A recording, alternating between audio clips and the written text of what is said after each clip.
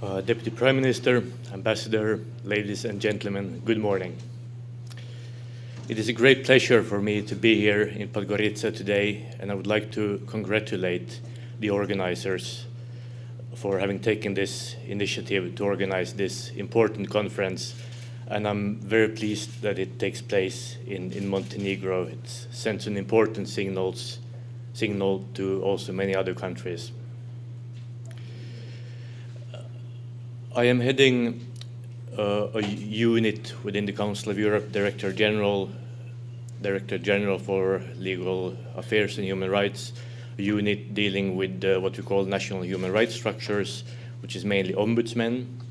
Then we have this LGBT project, and we also have a big project in Russia to do with the monitoring of prison conditions, but this is just to give you a bit of context. I would also like to pass on the greetings to this conference by my top boss, the Director General of this Director General for Human Rights and Legal Affairs.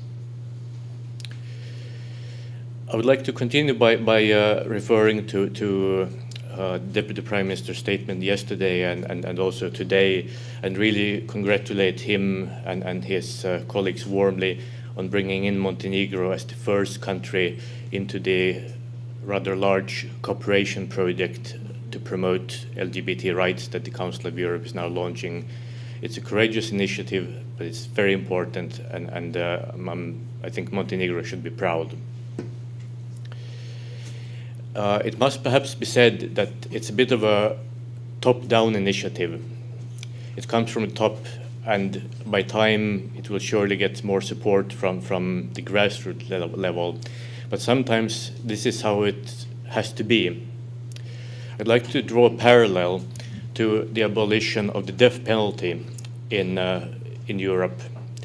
At the time it was abolished in the different countries of Europe, the majority of the populations were against it. Whereas now, the majority of the populations in the European countries consider it as self-evident that there's no more death penalty. So I think, hope and believe that the same will happen with the LGBT right and tolerance. According to the program, this panel will speak about the implementation of the Council of Europe recommendation on LGBT rights, on the implementation in Montenegro.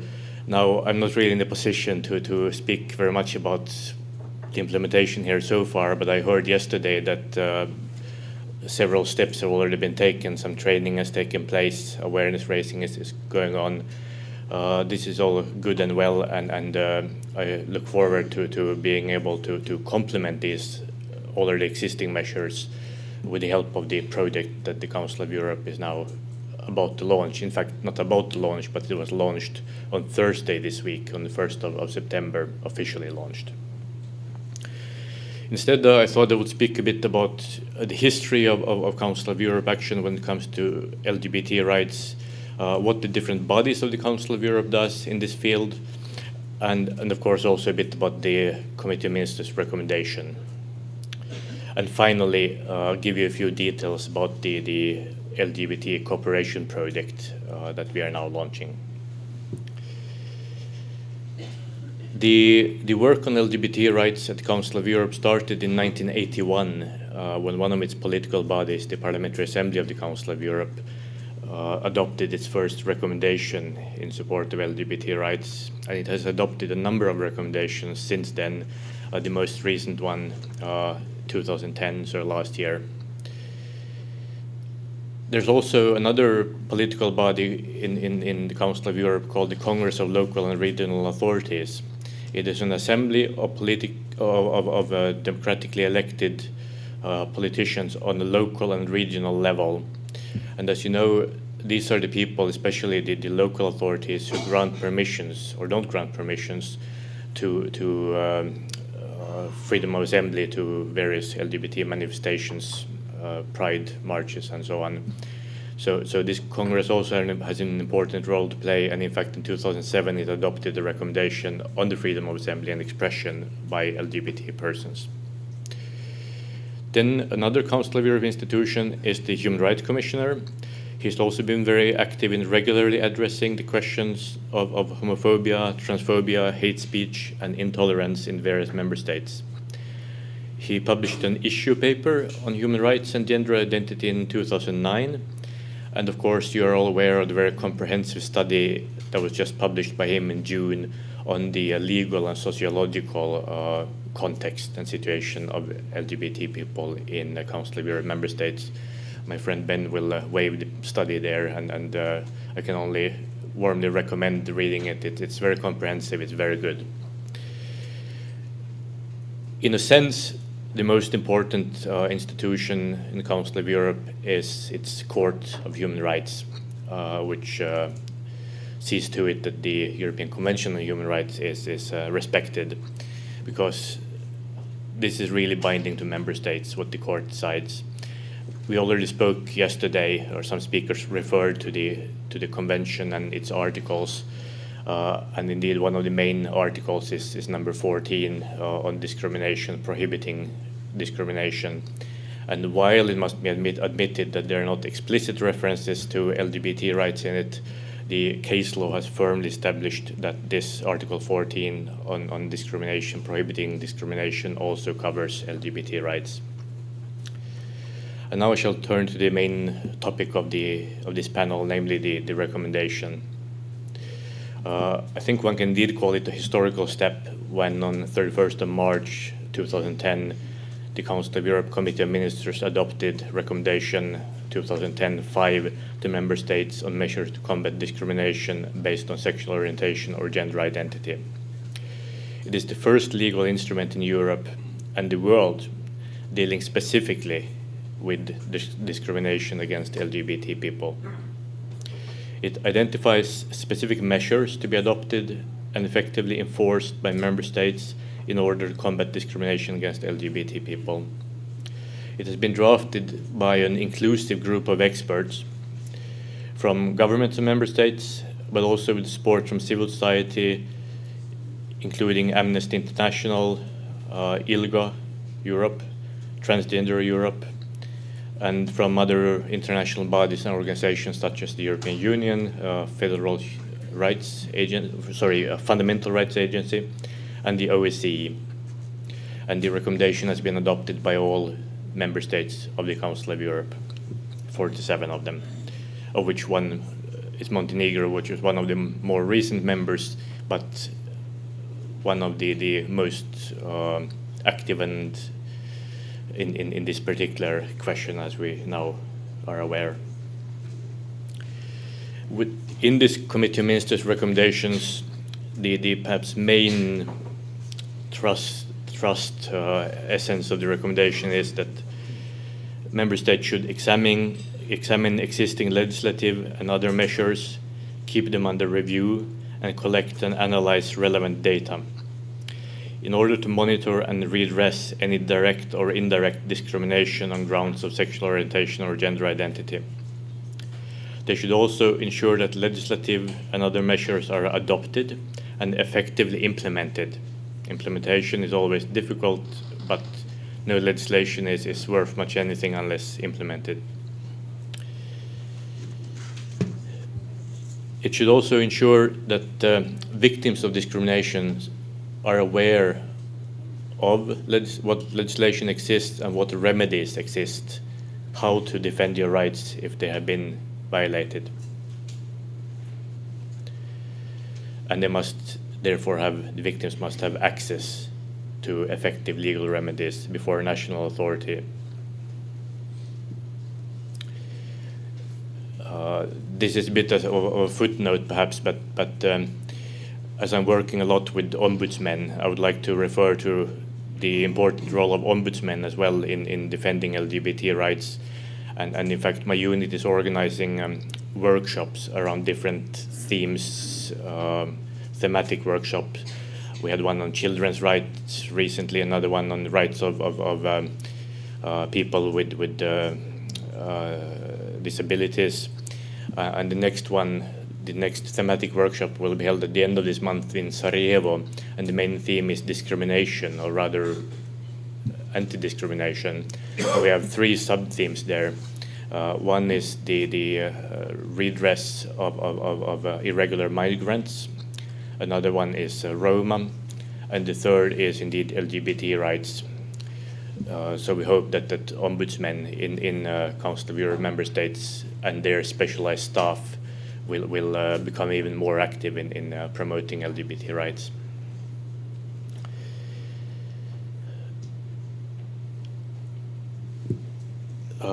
Finally, before I start speaking about the Council of Europe project in support of LGBT rights, I should mention that there will be a review of the state of implementation of the Committee of Ministers recommendation. There will be this review in 2013, and logically by that time the review should already, or the reviewers should be able to profit from some of the results of the LGBT project. I prepared a very basic PowerPoint presentation on the LGBT project, and as you will see, I'm not very skillful in adding illustrations and nice pictures to it, but I know that the visual memory is sometimes better than the one based on what you hear.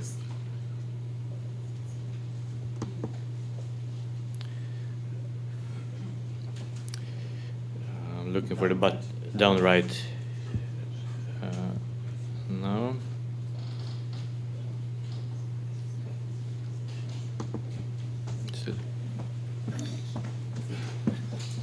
This particular thing you have to go to. Then you have a presentation. This one? Yeah, no, that one. Right, yes, this one? Yes.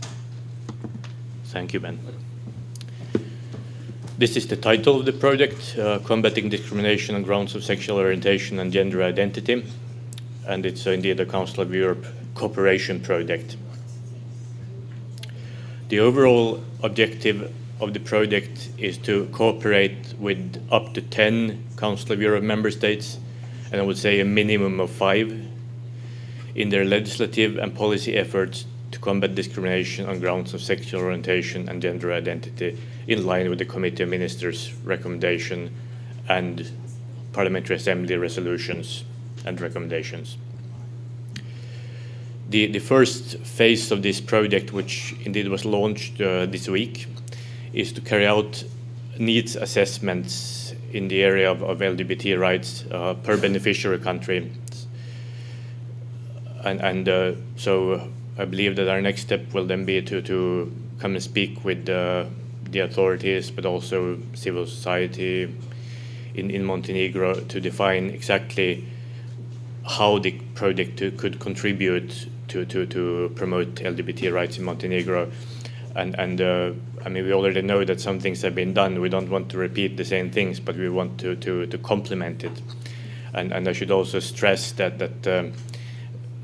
this is not a project we want to impose on any Council of Europe member states, but it should be a joint effort, and the country in question should feel that it has ownership and that it really responds to the particular needs of the country in question.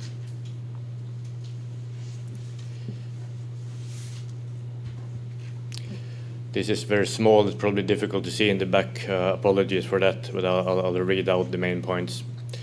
The core activities of the project as we foresee them is awareness raising among policymakers, law enforcement bodies, judiciary, and national structures promoting equality, including equality bodies and national human rights structures. These national human rights structures are mainly ombudsmen, as I just referred to. We will have what we call tailor-made assistance, responding to specific needs. This will include training for the above groups, like officials, civil society, in how to strengthen the protection mechanisms for lesbian, gay, bisexual, and transgender persons. We will also review the national legal frameworks. Here we have a head start, thanks to Human Rights Commissioner Hammarberg's study, but nonetheless we'll look at them in more detail and propose improvements, amendments where necessary. And a cooperation project would not be a cooperation project without some exchanges of good practice with other countries and also within countries. And as with any project, we want to evaluate it at the end to see if it achieved what it was supposed to. The budget, well, it has nothing to do with the substance of the program, but to give you an idea, we have estimated the budget to be close to 1 million euros. We already got voluntary contributions from Finland, 100,000, and 50,000 from Germany. And there are some other significant pledges that have been made. So I think the situation looks quite promising in terms of funding. That said, additional pledges of financing for this project are always welcome. The timing of the project, as said, it started on Thursday this week, and it will run until the end of 2013. The Norwegian government contributes not directly financially, but indirectly by seconding an LGBT expert who will be working at the Council of Europe Secretariat headquarters as of 15th of September. And he is a true expert on these matters, which I may not necessarily be, at least to the same extent. So, and he will be working full-time with it. So he will really be one of the driving forces. Some of you here in the panel may know him, Dag Robin Simonsen. We also have discussions ongoing informally with other potential partner countries for this project. But indeed, Montenegro is the first one. But we hope to identify between 5 and 10 other countries during the course of the autumn, and then we'll continue with these needs assessment missions, hopefully before the end of this year. And finally, if you have any questions or comments, I'd be happy to take them as part of the panel discussions if there's time. I know that I spoke for quite long, but you're also very welcome to get back to me by email. You see my email address on the screen, even though it's a bit small.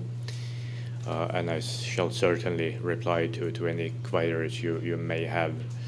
I'm afraid my Montenegrin is a bit weak, so preferably in English, French, German, even Russian, with the help of colleagues, I can respond to that. Thank you very much.